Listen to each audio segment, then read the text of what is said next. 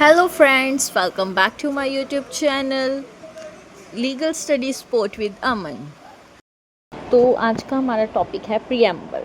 Preamble क्या है? Preamble जो है ना, वो एक इंट्रोडक्टरी पार्ट है हमारे कॉन्स्टिट्यूशन का। अब कॉन्स्टिट्यूशन क्या है? कॉन्स्टिट्यूशन जो है ना, वो एक रिटन रूल्स हैं जो कि एक्सेप्ट किए जाते हैं by the all people living together in a country. मतलब एक रूल्स कह लो या लॉज बनाए जाते हैं हमारी कंट्री के लिए, जो कि जो लोग कंट्री में रहते हैं वो उनको फॉलो करें। वो होता है हमारा एक कॉन्स्टिट्यूशन। जो कॉन्स्टिट्यूशन है ना, उसके कुछ फीचर्स हैं, जैसे वो रिटन कॉन्स्टिट्यूशन है, लेंथीएस्ट कॉन्स्टिट्यूशन है। जब कमेंसमेंट हुई थी तो उसमें 395 आर्टिकल्स थे, 22 पार्ट्स में उसको डिवाइड किया गया था एंड उसके 8 शेड्यूल थे।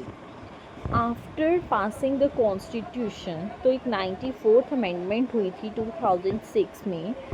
तब कॉन्स्टिट्यूशन के 447 आर्टिकल्स थे एंड उसको डिवाइड किया 24 पार्ट्स में एंड उसके 12 शेड्यूल्स थे। फिर इसमें फंडामेंटल राइट्स हैं, हमारे फंडामेंटल ड्यूटीज़ हैं। ये fundamental rights and fundamental duties जो हम फर्दर लेक्चर में डिस्कस करेंगे। फिर एक पार्लियामेंट्री फॉर्म ऑफ गवर्नमेंट है। अब हम करेंगे मीनिंग ऑफ प्रियम्बल। मीनिंग क्या है इस प्रियम्बल का, कि ये एक इंट्रोडक्टरी पार्ट है हमारे कॉन्स्टिट्यूशन का, ठीक है। It contains the summary of the constitution, और इसको हम objective close of the constitution भी कहते हैं। अब कितने वेरियस जूरिस्ट ने अपने अपने व्यूज़ दिए हैं regarding the meaning of the preamble को लेके। सबसे फर्स्ट हम जूरिस्ट की बात करें तो वो है N.A. पालकीवाला, ठीक है। ये एक एमनेस्ट जूरिस्ट है और ये एक कॉन्स्टिट्यूशनल एक्सपर्ट भी है। इसने कहा है कि जो प्रियम्बल है ना, वो एक आइडेंटिटी कार्ड है कॉन्स्टिट्यूशन का। सेकंड है K.M. मुंशी। ये जो है ना, एक मेंबर थे ड्राफ्टिंग कमेटी की ऑफ द कॉन्स्टिट्यूएंट असेंबली। इन्होंने कहा कि जो प्रियम्बल है वो एक होरोस्कोप है सॉवरेन डेमोक्रेटिक रिपब्लिक। फिर थर्ड आते हैं पंडित ठाकुर दास। ये भी मेंबर हैं कॉन्स्टिट्यूएंट असेंबली के। इन्होंने कहा कि जो प्रियम्बल है वो एक मोस्ट प्रीशियस पार्ट है कॉन्स्टिट्यूशन का, ये एक की है कॉन्स्टिट्यूशन की।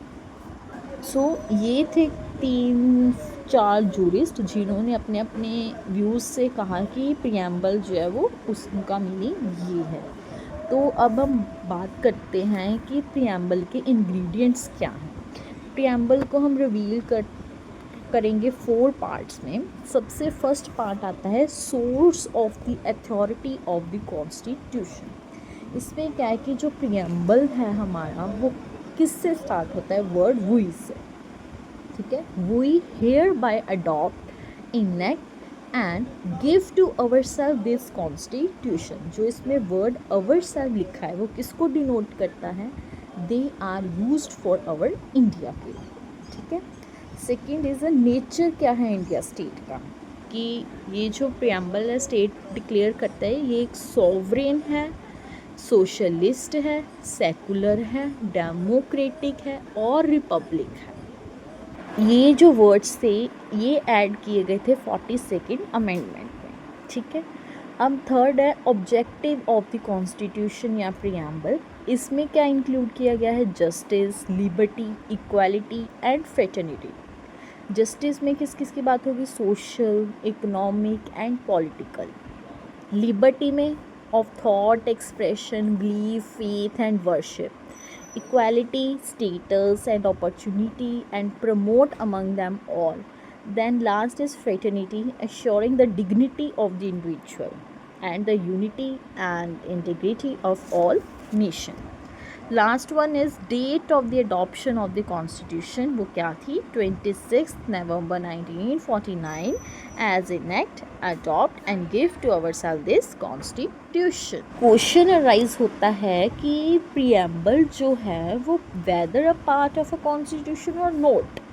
तो इस पर केस आया, बेरूबरी यूनियन केस 1960 में। सुप्रीम कोर्ट ने कहा कि जो प्रियम्बल है वो कॉन्स्टिट्यूशन का पार्ट नहीं है, ये सिर्फ एक की है open the mind of the maker of the constitution. फिर उसके बाद एक केस आता है Keshavananda Bharati case. Supreme court ने रिजेक्ट किया अर्लियर ओपिनियन, जो भी बेरूबेरी यूनियन केस का हमने पढ़ा, उसको रिजेक्ट करा और हेल्ड करा कि जो प्रियम्बल है ना वो पार्ट है हमारे कॉन्स्टिट्यूशन का। फिर अगेन एक केस आता है चरणलाल शाहू केस। इसमें उसको कोर्ट ने हेल्ड रिकॉग्नाइज किया कि जो प्रियम्बल है ना वो एक इंटीग्रल पार्ट है हमारे कॉन्स्टिट्यूशन का। ये 3 केसेस में हमने रिकॉग्नाइज किया कि weather a part of a constitution और नोट। तो अनदर क्वेश्चन इज दैट कि कैन प्रियम्बल में be amended under Article 368 or not?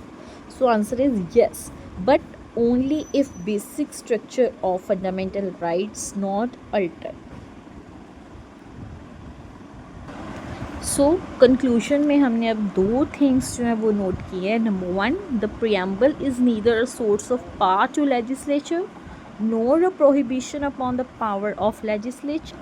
Second, it is non-justifiable and its provisions are not enforceable in the court of law. It can only be used as an internal aid for the interpretation या construction of the constitution.